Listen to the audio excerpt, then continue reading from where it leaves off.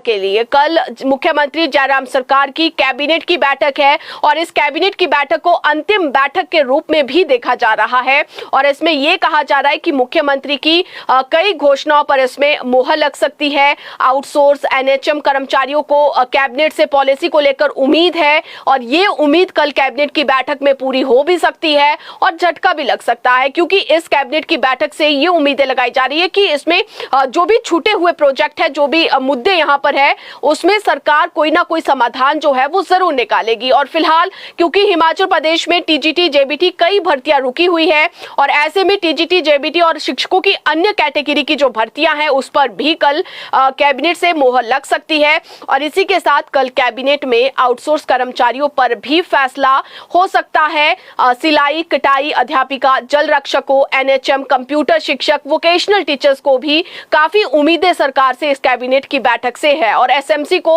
अनुबंध के बराबर वेतन देने की भी उम्मीद इस कैबिनेट से शिक्षकों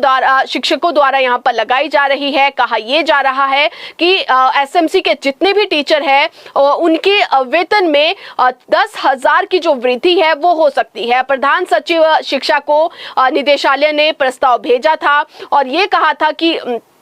अभी तक जो है वो एसएमसी को मात्र जो है वो कम वेतन दिया जाता है और कई लंबे समय से वो स्कूलों में कार्यरत है, तो ऐसे में अनुबंध के आधार पर उन्हें वेतन देने का जो प्रपोजल है वो शिक्षा सचिव को भेजा गया था और ऐसे में ये अब देखना होगा कि क्या कल एसएमसी टीचर्स का भी मामला कैबिनेट में आएगा या नहीं आएगा। और इसके अलावा सबसे महत्वपूर्ण समय हिमाचल प्रदेश में मुद्दा बना हुआ है आउटसोर्स पॉलिसी का। तो आउटसोर्स पॉलिसी अभी तक फंसी हुई है। बहुत सारे कर्मचारियों को उम्मीद थी कि आउटसोर्स पॉलिसी को लेकर स्थिति चुनाव से पहले क्लियर हो जाएगी, लेकिन चुनाव नजदीक है और अभी तक आउटसोर्स की पॉलिसी को लेकर कोई भी गाइडलाइन प्रदेश में नहीं आई है। ऐसे में आउटसोर्स की जो पॉलिसी है, ड्राफ्ट है, गाइडलाइंस है, वो पूरी तरह से फंस चुकी है। वित्त विभाग ने अभी तक इस पॉलिसी को अप्रूव नहीं किया है और कब आचार संहिता प्रदेश में लग जाए ये कोई पता नहीं है, क्योंकि कहा यह भी जा रहा है कि 13 अक्टूबर के बाद प्रदेश में कभी भी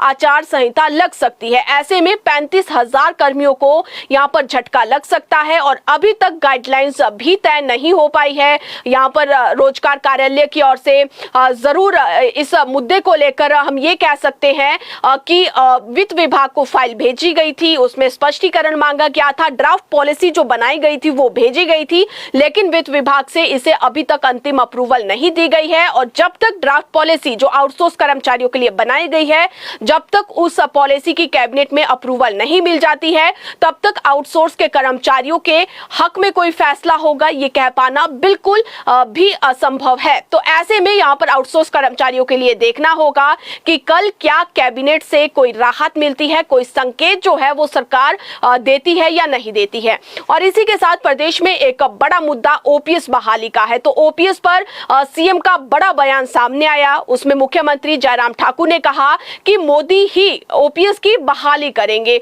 और चुनावी दौर में ये मुख्यमंत्री जयराम ठाकुर के एक संकेत जरूर है कि अगर हिमाचल प्रदेश में मिशन रिपीट भाजपा करती है तो ओपीएस की बहाली जो है वो की जा सकती है। तो ऐसे में अब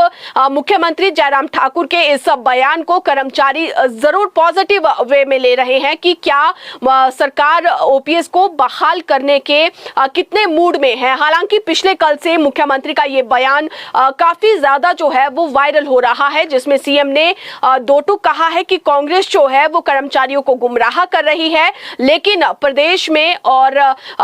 में जो है वो ओपीएस की बहाली भाजपा सरकार ही करेगी। तो ऐसे में देखना ये जरूर होगा कि क्या कल कैबिनेट की बैठक में भी ओपीएस को लेकर कोई संकेत जयराम सरकार दे पाती है या फिर नहीं।